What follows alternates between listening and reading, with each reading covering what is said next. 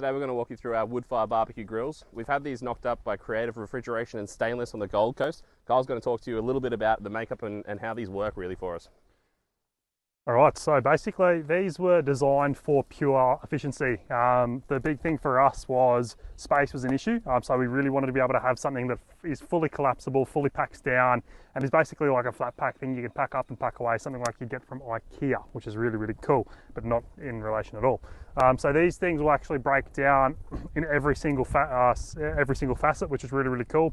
The legs will come apart, the base will come apart, sidewalls will come off, the grills will break away from the top frame.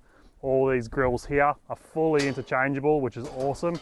We can grill things, we can rest things, we can smoke things, and we can dehydrate things. There's a whole plethora of things we can do, which is awesome. And we have two of them. So basically when we're doing bigger functions, we can have fully operational cooking stations. We have fully resting stations too. Or if we're doing big weddings, we can actually do larger volumes of food and utilize the whole space.